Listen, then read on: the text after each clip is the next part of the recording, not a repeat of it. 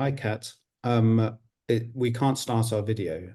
It says the host has disabled it. If that's correct, that's fine. That's likewise the case for me at the moment. So if you're a co-host, you should be able to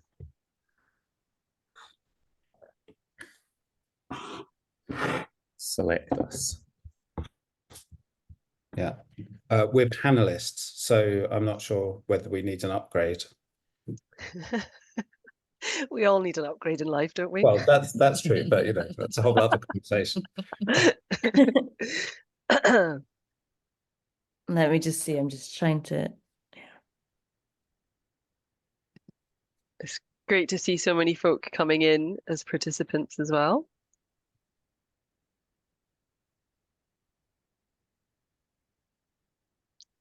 Okay, cool. Yeah.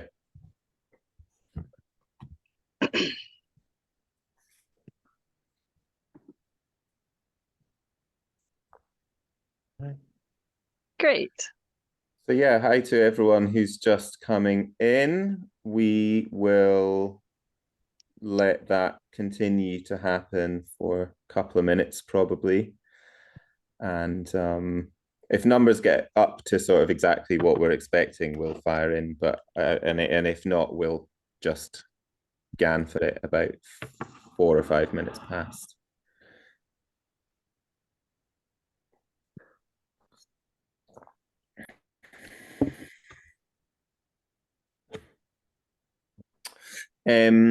Sinead, John is in as an attendee. So if we can, we'll have to elevate him from the lowest the lowest circle up into the gods. You see, everyone needs an upgrade. If not, yeah. If not now, definitely before.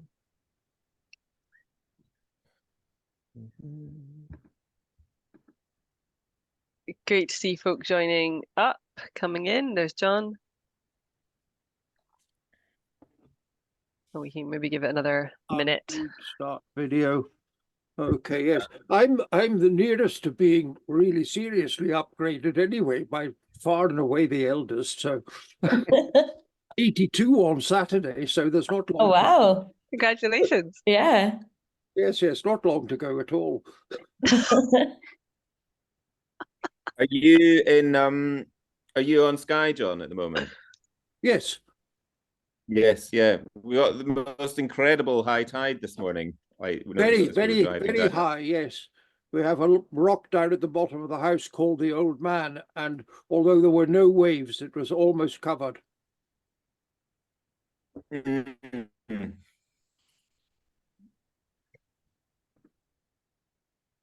There's a small building. This is going to be of niche interest to anyone else, but there's a small building at the end of the pier in a village called Ilornsay that we drove past on the way this morning, which was submerged about a foot underwater. The tide was so high. And I mentioned this to my parents because I'm calling from their house, and they said, ah, yes, that was the first toilet on Skye. This small building, apparently it's the outhouse at my neighbour Katie Mary's can you verify their original house in Harris? The big high tides used to come in on the floor. It was a black house, and they could fish for mackerel out of the window and bring it in through the window, and the mackerel would be gutted and in the pan before it knew it was dead. Okay, I was gonna say, for those who are just joining, you haven't missed anything. We're just doing some preamble chat about the weather and fish. And maybe Hector, do you want to get started with our the little intro before Sinead does our scheduling? Yeah. Fantastic. And people will come in. We're recording as of now, I think. We're already recording. Yeah. Yeah. All good to go. Great. Yeah. Welcome everyone. welcome to the first tolling of Toll, to the first iteration of this project. This is kind of a multi-purpose project. It's a chance for us to talk a little bit and share with the public about this project in general. And so that's one of the reasons why we're recording this. Secondly, it's a chance for us to learn more about bells. And so we've invited this incredible panel of people to talk about bells with us. We've got John and Ali Thompson and Craighead joining us. We've got Nick Green joining us, and we've got John Purser joining us. We've all got very diverse and ranges of work using bells in lots of different ways. We're going to hear from Cat and Sinead and I a little bit about this project, and then I think from John and Ali, and then from Nick, and then we'll take a short break for about 10 minutes. Then we'll hear from John Purser, and then we'll have a chance to have a couple of discussions. One kind of, we'll have a talk amongst the panelists, and then we'll bring everyone into a public Q&A. And that public Q&A, I guess, covers sort of the third potential purpose of doing this, which is that we, as some of you will know, will have a call out for a bell maker live at the moment to join us on this project. And some of you will be here because of that, and some of you watching the recording of this will be interested in that. And so there'll be a chance for specifically for questions around that as well in the last kind of 15-20 minutes of the session. That's kind of it, really. I think, as always with these things, we're expecting to have involved far too much information to cover in the time that we've allowed this, so we're just going to crack on with it. But yeah, we're going to start just by talking a little bit about the Remembering Together project, about Highland Memory Space, about what's going on and why Cat, Sinead and I are here talking about and asking questions about bells. Yeah.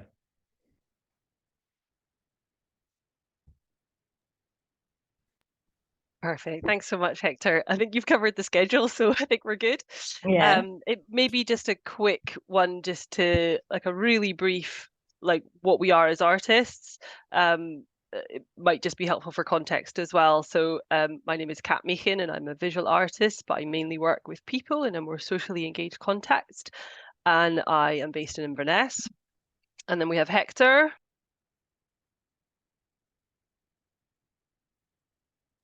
I've muted myself again. Sorry. Hi, I'm a sound artist and researcher. I'm kind of a little bit all over the place at the moment. I'm living here on Skye, and I do a lot of socially engaged work in Skye and across the Highlands. I'm also currently researching towards a PhD at Creative Research into Sound Arts Practice, which is a research centre at LCC in London. Fab. And Sinead. Hello, I'm Sinéad Hargan, and I'm based up in Caithness and have a kind of arts practice that stems from theatre and performance, but sometimes branches out into other things like film and sound work. And yeah, a lot of my practice is through the lens of a kind of socially engaged approach, working with people. Thank you so much. Okay, let's jump into our first presentation. Okay, so I'm going to assume that you can all see that. Grand. Okay, let's get started. Phase 1. The deafening noise of a restaurant, the look of an empty car park, muffled voices through glass. We accepted the commission to engage with the people of the Highland region in January 23. We'd pitched an engagement approach on an exploration of sensory memory. So rather than asking folk, how was the pandemic for you, when things were still so raw and so present, didn't feel right. So using the senses to carefully draw out a variety of responses was one way we felt we could explore. acknowledging the geographical challenges in this project and how we might hope to engage with as broad a cross-section of people as possible were concerns, which we approached by developing new and furthering already made connections through our individual practices, as we've just described. Leading with care afforded us the opportunity to hear the diversity of voices in our area, and this led us to consider the difference between individual and collective experience, and those dominant and less heard voices, and the importance of equity in a project like this. And so, assuming we might not have the answer, we asked folk what it could be. A play, a radical inquiry, a community garden, something symbolic, something that acknowledges losses and death, something that reflects community. A place to rest, a place to be together, somewhere beautiful, somewhere warm and sheltered. A walking trail, objects for everyone. An archive of experiences. And of course, there can't be one right answer to that question.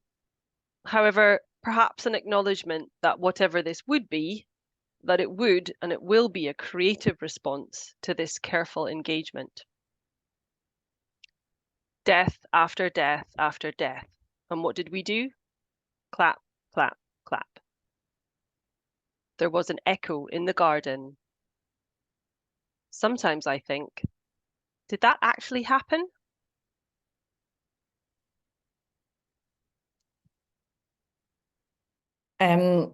So when we first approached the kind of phase 1 to phase 2 transition, and as you can kind of tell from Cat's little clips and quotes, there was it felt quite a giant and overwhelming project. But there was like an excitement that it could go in lots of different directions because we had such a variety of suggestions and feedback and input from the communities across the Highlands. So we had 2 in-person development sessions at the office space in Atlas Arts in Portree. Over these days, we planned out our time, our responsibilities.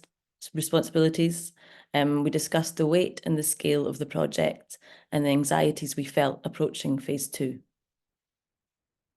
I think it's always important to highlight our anxiety lists, because I'm sure most artists that approach any project feel, particularly with the public, feel can probably relate to a lot of those. Just kind of worrying that you're not doing it justice, that you're not representing everyone, that you're suggesting something outside your skill set that you can't deliver. So over these 2 days, we really kind of tried to excavate those questions, and realized we can't be everything to everyone, and we can only do what's within our skill set. Or if it's something outside our skill set, then we have to bring other artists in. So on day 2 of our development session in Portree, we explored ideas for our creative process. From phase 1, we identified what the people of the Highlands want and don't want. As multifaceted as that was, we weren't necessarily any closer to what the thing might be. What were we making? So we approached these creative sessions with lightness and ambition. Phase 1 had felt so weighted, we needed the opposite now. So we used quickfire games and or task-like games, picking themes and locations at random from the phase 1 report and creating possible outputs from these stimuli. Like this one, I cannot remember what this. There's some sort of shredding into a basket of the phase 1 report, probably. This image on the screen at the moment, but as I'm sure you can imagine, there was a multitude of ideas varying in ambition, scale, and sense. And after these 2 days of exploration, we landed on our kind of the beginnings of our phase 1 idea, of some sort of procession across the Highlands, some sort of movement, some sort of carrying of something we felt was important. This project is obviously happening across the country, but the sheer kind of geographical scale of the Highlands is there's nowhere else that can compare to that. It's a third of the landmass of Scotland, and what better way to travel it than on foot? Well, I think we'll use a variety of transport throughout this project, and we spoke about what the thing we might be carrying was, and how we can what a radical archive might look like, what if that's even if that's even a thing, how you kind of approach that, and we kind of landed on, and I'll pass over to Hector, onto bells, onto beautiful bells, and then being the thing that holds all these different experiences of the last 2 years, kind of all the sadness, all the celebration, and all the kind of bits in between.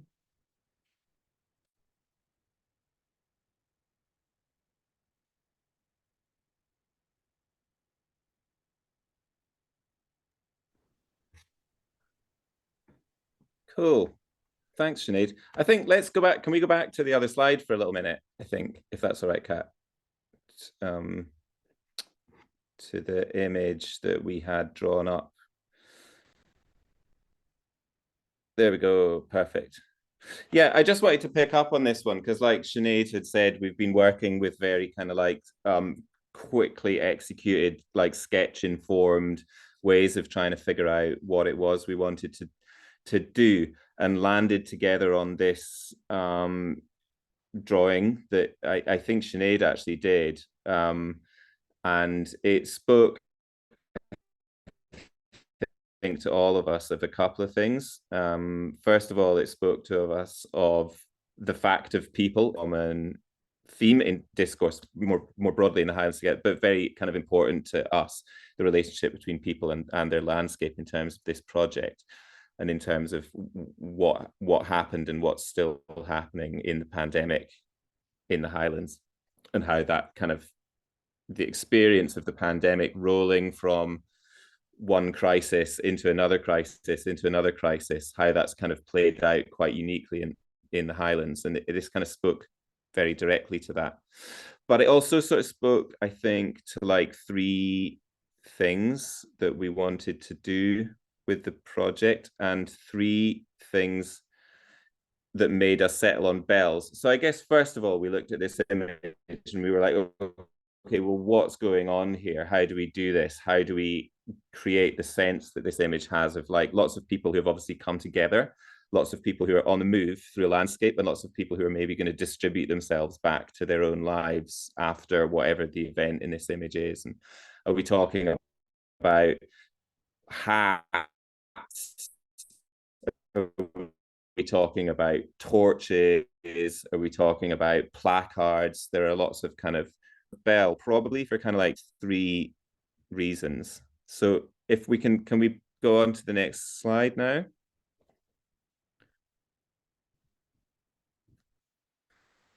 So the first one, I think, was just the relationship between like the soundscape in the Highlands and the relationship between ambience and signification, or like immersive listening maybe, and like the listening of language that bells offered us. This is actually a quote from a piece of writing actually about animal bells in Greece, but it spoke very strongly about the way we kind of listen to the things that are going on around us, and particularly the way we listen to things that are going on around us in the Highlands, where there's a lot of sound which initially feels in the sound of the waves, the sound of the weather, and even the sound literally of the Highland language, which outside of the Highlands very often gets presented to people as a kind of almost like an ambient sound. It's very common to speak about Gaelic in terms of its musicality, as if somehow that's kind of just like generally accessible to people. But so that what this quote says is, to my ears, the bells, and this is talking about animal bells in Greece, sounded alike, a white noise of the pasture lands. Nevertheless, the shepherds made detailed comments on their sounds as if they were listening to a well-known motif or a conversation between friends. And he goes on to discuss the fact that a shepherd listening to bells passing through the landscape would actually just stop the conversation suddenly, and then go off to their flock and then return from their flock because they'd known that one very specific animal had gone astray from the flock. But they'd heard this just by being, you know, fully attuned to the sound of the bells of the flock as a whole. And this just seemed like a really sort of beautiful aspiration for how we feel about community and how we might want to interact with community. Cool, next slide. The next one was that we were encountering a lot of thinking about the way that arts projects can tend to be quite contrived and can tend to contrive solutions to problems, particularly in terms of socially engaged practice. And the bell was really appealing because of its physical simplicity and as an object, and what it is as a sounding thing. This is a quote from an Iris Murdoch novel called The Bell, in which someone is giving actually giving a sermon about innocence, and the bell plays a really important metaphorical role in the novel and in that sermon. And at one point, the character says, "A great bell is not to be silenced. Consider too its simplicity. There is no hidden mechanism. All that it is plain and open, and if it is moved, it must ring." And that also really appealed to us, just because this fact of there being no hidden mechanism was probably like also something that we just really aspired to in terms of the relationship that we hope to have had and hope to continue to have with the people that we've been working with on this project. And then finally, just this sense that, like, the opportunity that it the opportunity that it gave us to explore the idea of a distributed archive. And by distributed archive, maybe here just quickly, what we're talking about is we want to store the experiences that the people of the Highlands have had since the start of the pandemic. We want to store an archive of the experiences that they've told us about. We want to store it in a decentralized way. We want to store it in a way that thinks about radical ownership, who owns the archive, who has the archive. We want to explore it in a way that is to do with the tension between privacy and togetherness, and what togetherness means if it doesn't mean being in the public sphere. And also thinking about like the permanence and redundancy that's kind of built into this project, hopefully. And by that, I literally just mean, you know, if we've got 60 bells, then if one of them ever gets lost, that's a smaller impact if we can then distribute the bells out amongst the people. So super quickly, what are we going to do? The project, we are going to make some bells. These bells are going to carry inscriptions from communities, and that will be the physical reality of the project. The bells are going to visit communities all across the Highlands. That whole visiting process is going to be filmed, and then that film will be shown and the bells will be exhibited. And at the end of all of this, and we're talking at the end of the summer, the bells are going to go to their staying place. The bells are going to go home. They're going to get distributed to the communities that we're going to be working with, other people who might want to have a bell. And from that point onwards, they exist as a distributed archive, but they'll also be kind of out of our hands and out in the world. So that's it. That's where we start. The final picture is just a photograph I took on Talisker Beach, trying to see what happens if I go out into the landscape with some folded quadrilateral bells, which we'll hear more about later on, and clang them at the sea with a field recorder. And that's kind of where we are right now in the project. Yeah. Thank you so much. Okay, I hope things are a little bit clearer after hearing that. Thank you all. Okay, so I'm going to introduce our first panelist speakers. So we're really lucky to have John Thompson and Alison Craighead with us. And they are London and Highlands based visual artists, and they work as a collaborative duo, often in visual art, often using video, sound, the internet and other technologies. And they have a wealth of experience, and I'm super delighted that they're here to share some of their insights to the use of bells in contemporary art practice.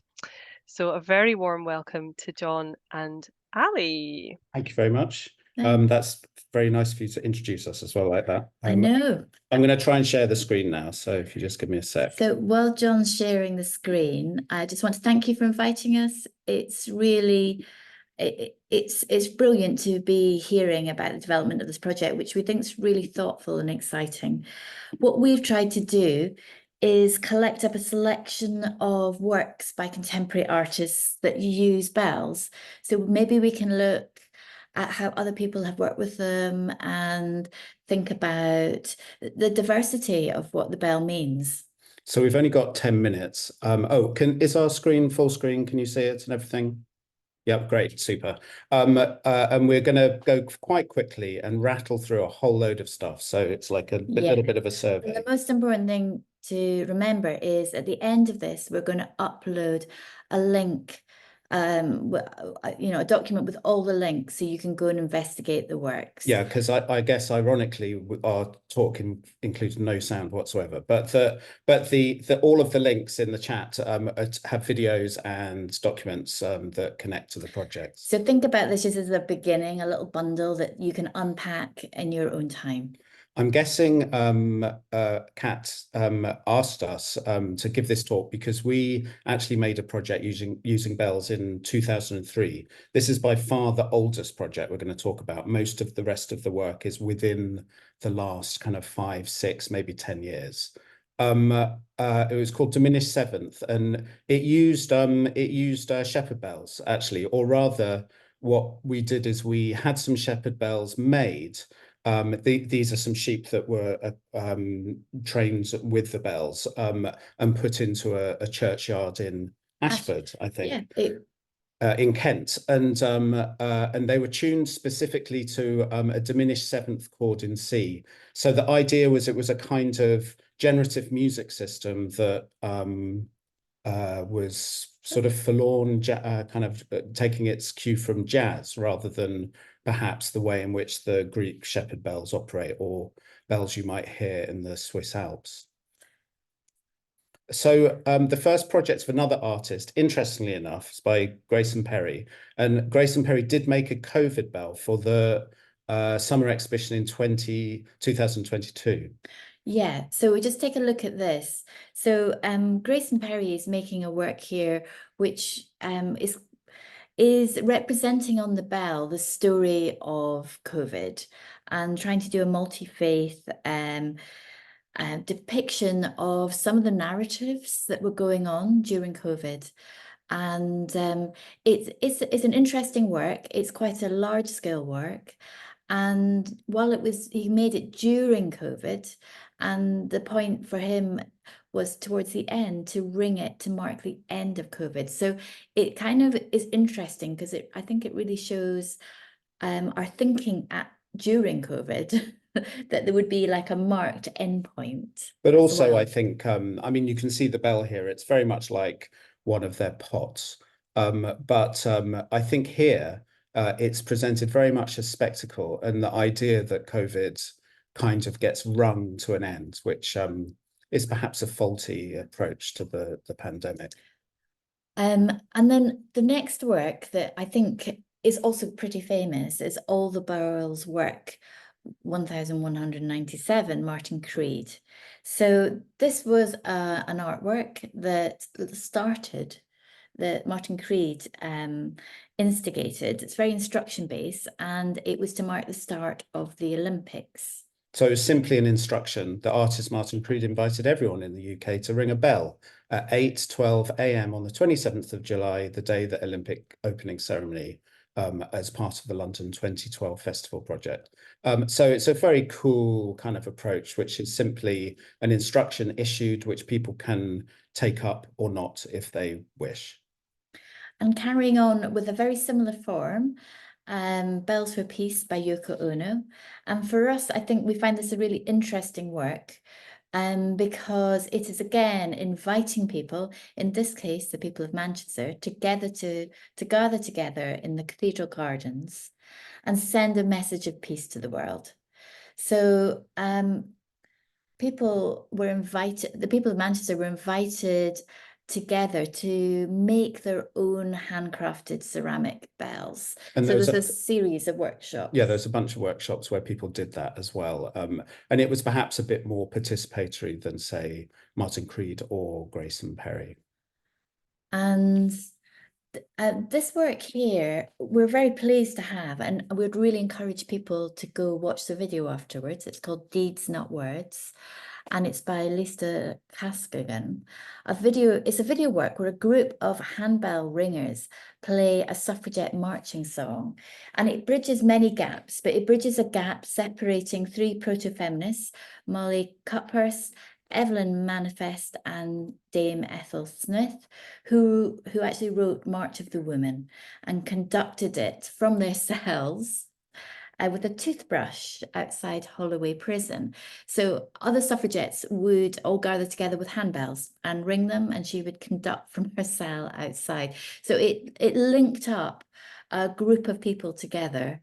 And then through this reenactment in the video, it also relinks us with the suffragette movement and with our relationship to these women as well. So so these are stills from the video that we're showing you, and the handbell ringing group played this anthem. The anthem was sung outside the cell when it was conducted by Toothbrush by the suffragette.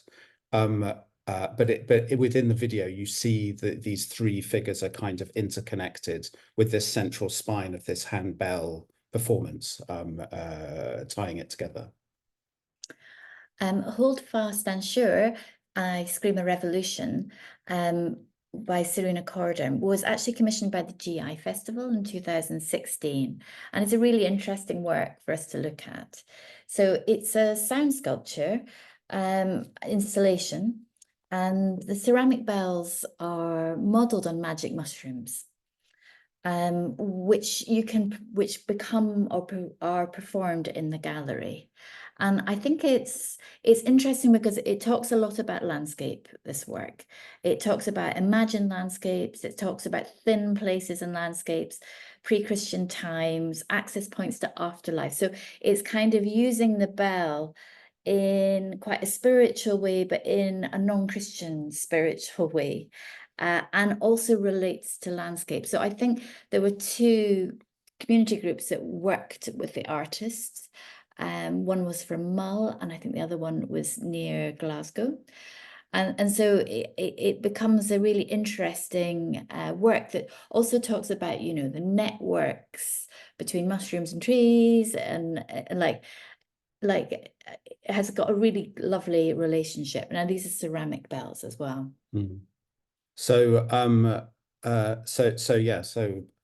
I know we're going quite quickly, but the idea is to just give a kind of scattergun selection of works, really, that perhaps can feed into the discussion later.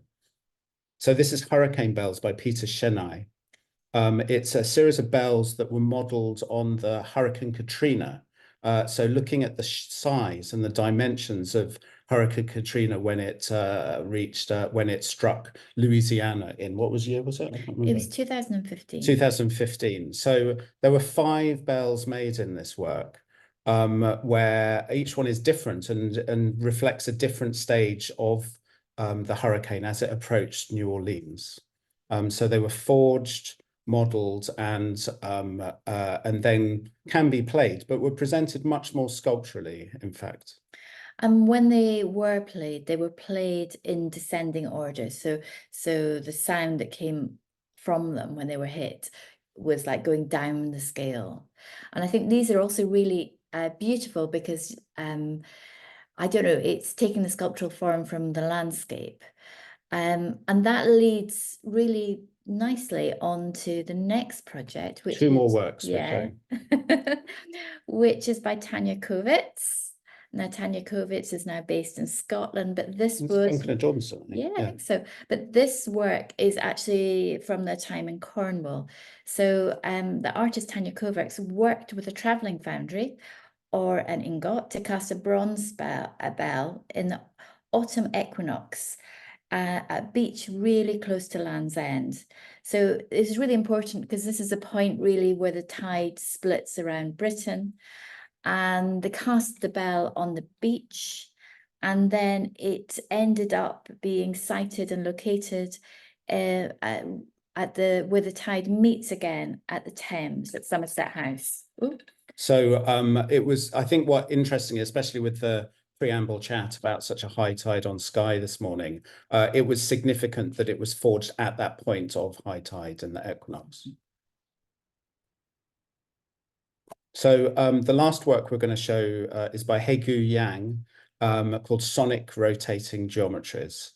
And the date's slightly hidden by our Zoom. Well, it's 2013, 2013 when ongoing. they started. It's a series of works. Now, these are gallery-based works, but I think they're incredibly interesting because they're sculptural. They're calling on the language of modernism within colour.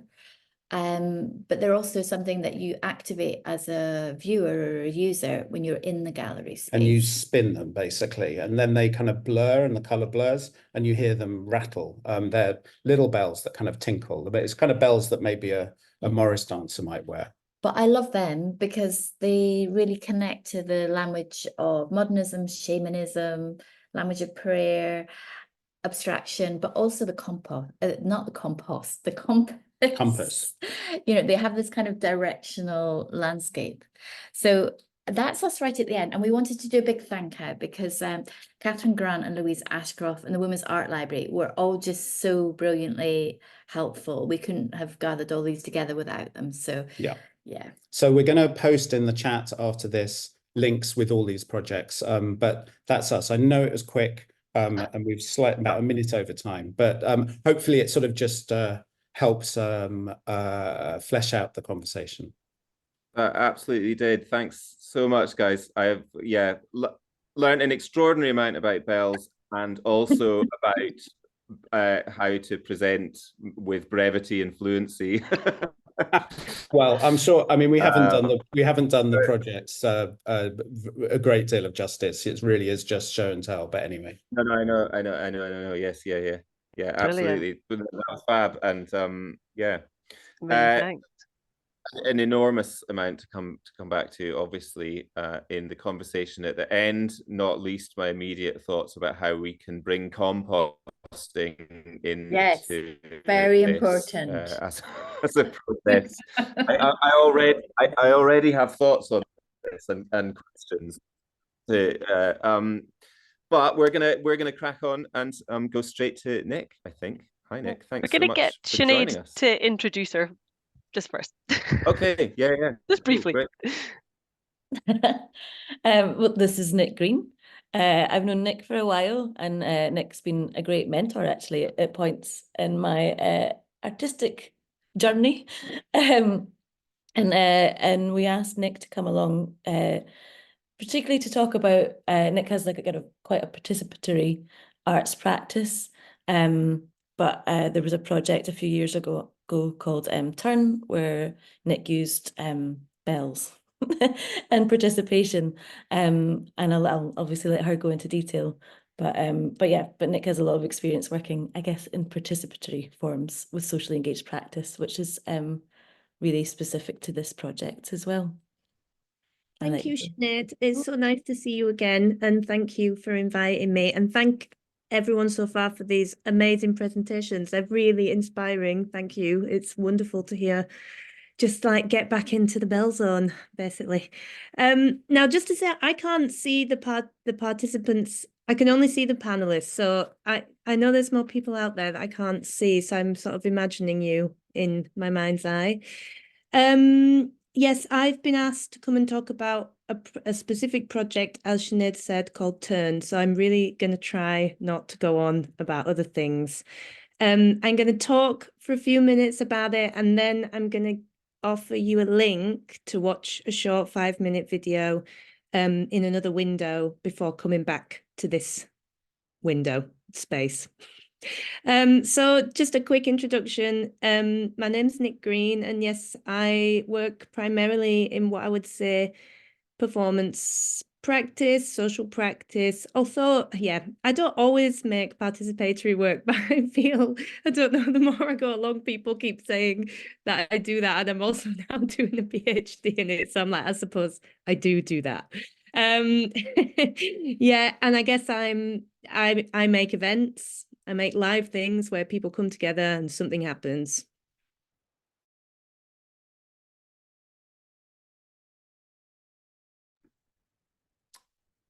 Something's just happened. Yeah. Oh, Nick. Oh, we've just got a frozen moment there. Give her a moment to come back. Might come Yeah. back. That was right on cue. Make things happen. Yeah. Thanks for posting the links, Kat, by the way. I realized I did only post it to some people, so. Oh no. Oh no. I wonder if she'll leave and join again. Right on cue again. Great timing. Very good timing. I'll just post up for those who are interested. I'm gonna pop in that's her link there if anyone's interested. And meanwhile, I'll also, if anyone hasn't heard much about the whole originally this project is nationally called Remembering Together, which is organized by Green Space Scotland, who are an organization that do, I suppose, they kind of project manage a number of different community projects. So not just this one. They do that, like, I don't know if you know the Tesco Bags for Life, that kind of thing. So if anyone is interested to hear more about the different projects, because there are 32 community regional, no, what are they called? Regional councils in Scotland. So the whole project is right across Scotland. So essentially that's been going on since, I'm going to say something like 2022, 21, maybe the back end of 21. That money was, if anyone's interested, that money was earmarked for creative projects from the government as a response. And there is also a national COVID memorial, I believe, and there are various other community ones. But this is one specific thing that was really around co-production and working with communities, rather than just using one artist and doing something that way. So I suppose that's been quite interesting for us in terms of working alongside another 31 either individual artists or artist groups. So yeah, through that link you can certainly have a look at who the artists were or are. Some of them have continued, and you can have a little look about some of the other resources that artists have used to kind of inform co-creation and what that means. Ooh, yeah. Any word from Nick? Oh yeah. Okay, we'll give it a couple of minutes to see if she comes back, and then we'll maybe consider rejigging the order of things so we can let her have a longer break. For the folk that are here joining us live, if you have any questions, if you want to pop them in the chat as we go, we'll be monitoring that as well. So yeah, if anyone's got kind of urgent questions or anything that's come up with what we've heard about so far, then fire it in there. I thought it was interesting that Thompson and Craig you brought up the tide bells project, and Nick had a project where she was making pots to do with the tide times and moon times, and I think it's not something Hector and Cat and I have kind of introduced to the project yet. I think there's glimpses of how we work with like time or hours of the day or dusk or dawn, But I think it's definitely something that we haven't totally explored yet, which is quite interesting to hear you talk about. I don't think it is. I think in part, there's so every type of bells, like we very quickly learned that bells for the different people we've talked to resonate with just 100 different aspects of life and in so many different ways. And it's one of those things that, like, actually a year ago, I wasn't really thinking a lot about bells. And as Nick sort of suggested, once you're in the bells zone, it becomes something that starts to completely shape how you perceive sort of every aspect of the world around you. John, you've got your hand up. I'm sure you'd agree with that observation, at least. You're muted though at the moment, John. Just to say that bells are very intimately connected with water, so that the high tide idea was a good idea. They were commonly used as cups, and you would drink out of a bell, and they were had sacred connotations with water. So that connection is really a very natural one. Mm. Yeah, I think we included the Tanya Kovacs work because of also the sort of symbolism of forging it at that moment, so that the object is somehow kind of imbued with some sense of that moment, and it's sort of maybe giving it a kind of energy or power from that sense of that sort of ceremony. So Sorry, just it, muted. yeah, no, it was I'm cast just going to mention the fact. Yeah.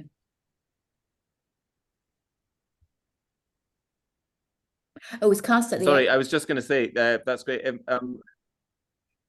Chat from people in the Q&A, and David has just posted the timeandtidebell.org project as well in there. So if anyone's looking in the chat, we're actually in what on the call is the Q&A section. Sorry, I think there's a bit of a delay, Ali. I was talking over you there. Oh, no problem. It's really interesting. I didn't know about the drinking from a bell. And that, you know, that also is a really interesting symbolic act as well. They were used in cures, particularly for skin diseases, and it was sufficient to touch the bell. One other connection with water, which of course we all know, is the bell buoy, as you would call it in the States, or bellboy, which is a warning bell that is on a buoy out in the middle of the sea. And there's nothing more mystical in its sound than going through a thick fog off the coast of Massachusetts, and you can see nothing, but you can hear this clang, clang, clang, which is giving you the periodicity of the waves. Of course, yeah, amazing. I think in lieu of us hearing anything from Nick in the last couple of minutes, John, do you feel happy to crack on, John Purser? Yes, I can crack on. Yes, I'll steal her time as well. That's great. Yeah. Well, if I'm sure she'll be back. We'll find out. I think what we'll do, so it's 12 minutes to at the moment. So yeah, if we can go until sort of like shortly after 11, and then stick to 10 minutes, because if she does come back, we're a little behind time. Yeah. I think John is going to be a little bit longer than that, but we'll get through that. I can. This will be you know, as fast as the last one, which was commendable. That's great. So for those of you who are here who don't know, John Purser is joining us. He is a music historian and composer and historian of various other things around material culture, sound and music in Scotland. He's done a lot of projects around bells. I think may particularly mention one called Resoundings, which is a huge project also around bells, done with Mary Killen. But lots of other things to talk about as well. So I'll just hand straight over, John. Okay, well, this is a kind of starts with a mini history and ends up with Resoundings. Preceding the bells, were these objects, rock gongs, which are naturally resonant.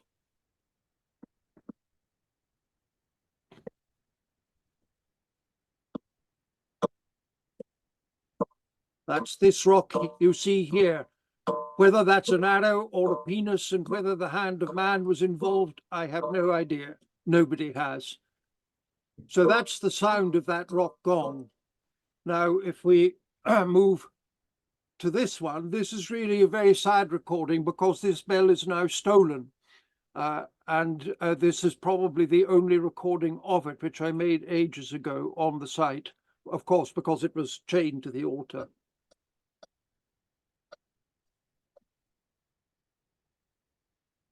So this is over 1,000 years old, this bell.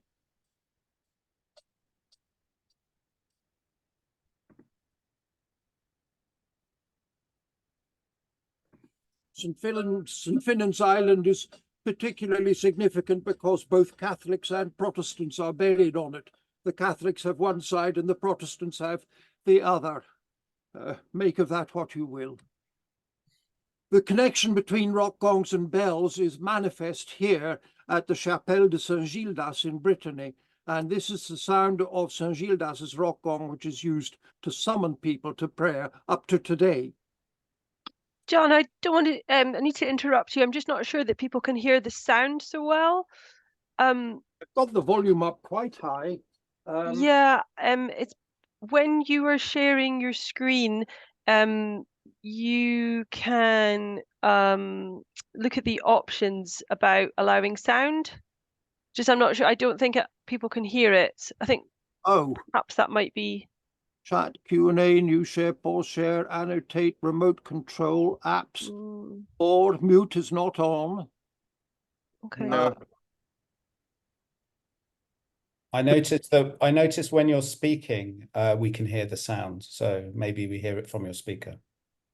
That's probably it. Yeah, perhaps you could stop sharing and reshare and see if there's an option there, just to make sure that folk can, because it sounds so interesting. Well, I think they're going to sound so interesting. We'd love to hear. I've got it here. Share sound, I think.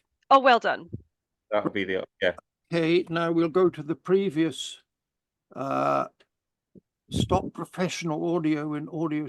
Christ knows what that means. Pardon me. Right, we'll try this again and see if it's any better.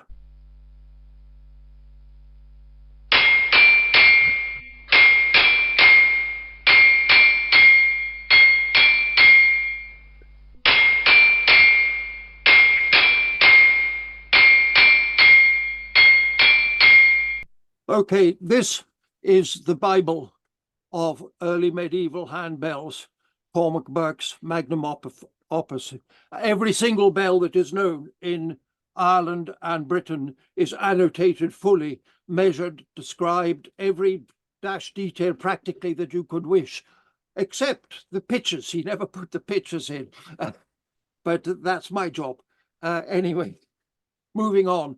These are just some of the locations of early Christian handbells in Scotland, both iron, and the iron ones are earlier, 8th century, and the bronze ones a century later, 9th century, with some of the very early Christian sites in Scotland. Moving on, the history of these goes back to the idea of a doer who would be in charge of the sacred objects, which would include a bell, the book, and the crozier.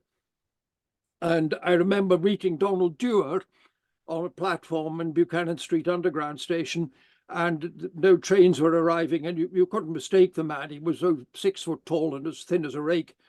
And so I approached him and I said, "I'm glad to see you've got your book." I said, "Where's your bell?" I didn't introduce myself or anything. And he was a good historian. I knew he knew his stuff. And he looked at me and he said, "Oh, should I have a bell?" And I said, "Yes, you're a doer. You're meant to have a bell." "Oh," he said, "who am I talking to?" And I gave him my name. And he said, "You wrote a book, didn't you?" And I said, "Yes. It's quite useful."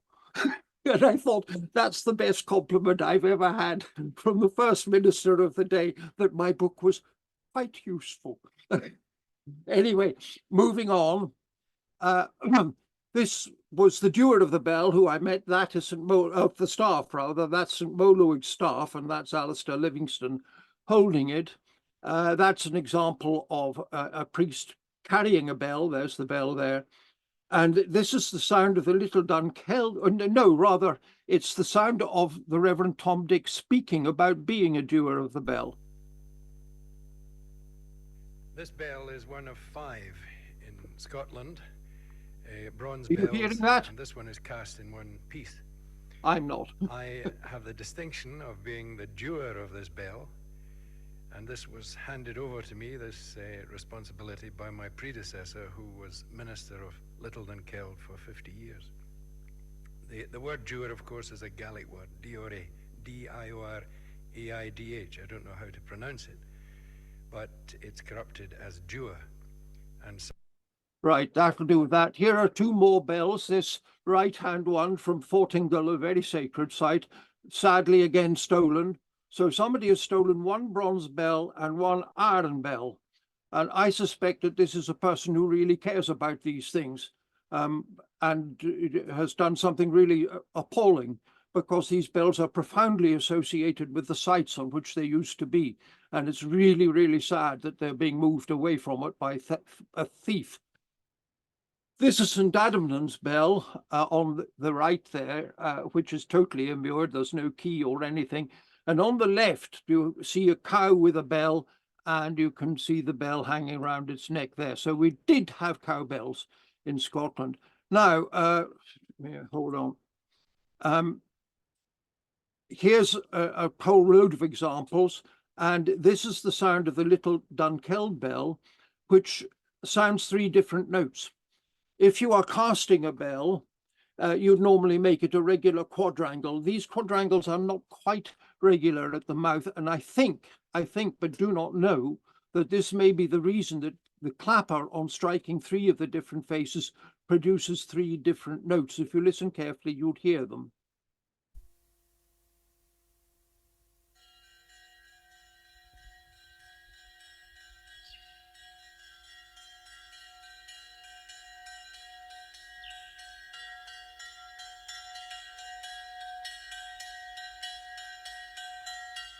Da-dee-da.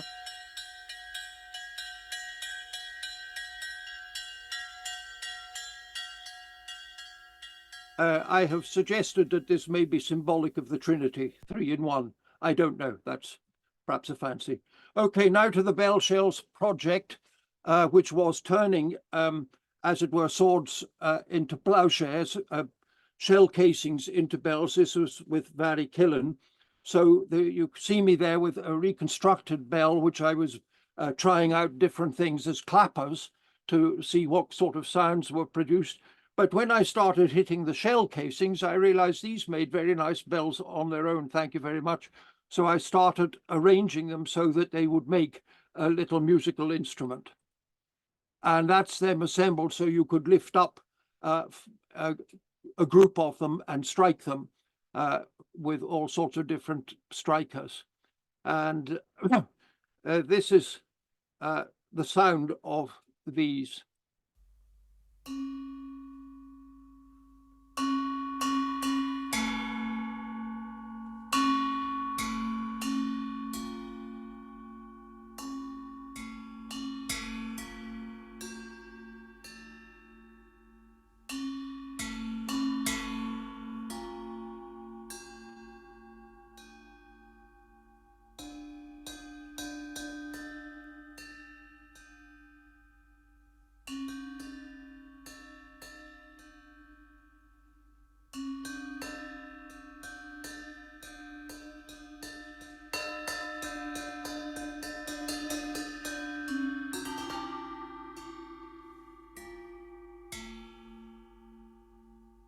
And so on, a kind of ghostly piece.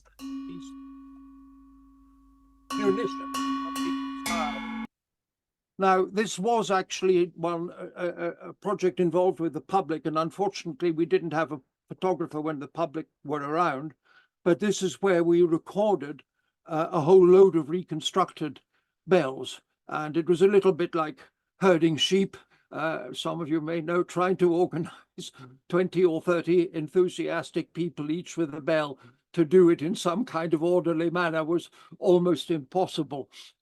Anyway, the piece that I ended up with was designed to go with an exhibition at which the reconstructed bells were hanging in a dark space and the music was running continuously. And I've never written a piece like this at all. It goes against all my compositional instincts, but I loved doing it. The inspiration for it was this mass clock, which is from the island of Iona, it's probably late medieval, I don't know, and which has 3 crosses you'll see here, here, and here, marking out matins, lauds, and vespers, suitable for a monastery at 57 degrees north with very long daylight. So this is the piece was circular, which means that it could go on repeating and had no beginning and no end. It didn't matter where you came in. If you were a member of the public, you could wander in and wander out, and you would not, as it were, be coming in at an unsuitable juncture. You will see the little triangles all the way around are at 13.5-second intervals, and this is very deliberate. I've worked with sound engineers for years, and whenever you're saying, right, now is the time to bring in a note or a new thing, it has a periodicity which belongs to our basic human wishes. 13.5 seconds does not. It's really annoying. It's that bit too long. You ought to hear it before you hear it, but you don't. And that was on purpose to, as it were, disturb expectations. And also it fitted the amount of time available for the whole thing. So also we lowered bells into water as we struck them. So you can hear both the 13.5 seconds and be annoyed, and then you hear the bells going into the water.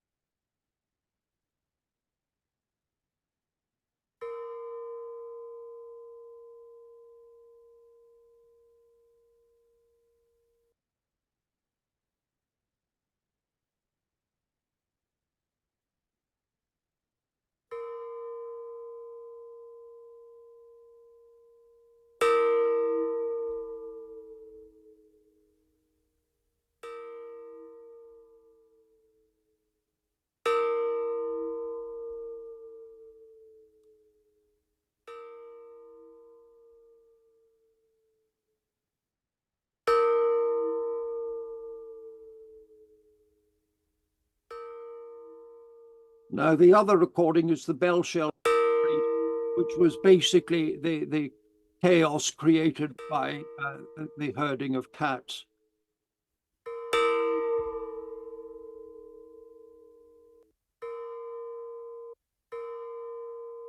Come on.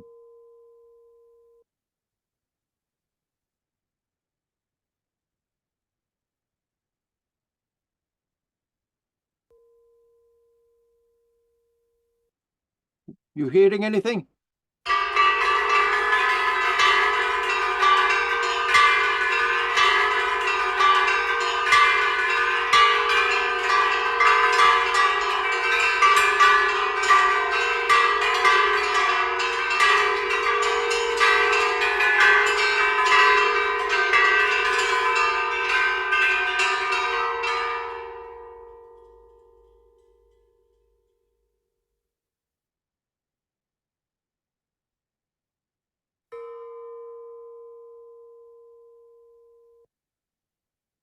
And then that bloody inexorable little bell, which you're always waiting for. The final thing, do I have time for this? Is very personal. My grandfather was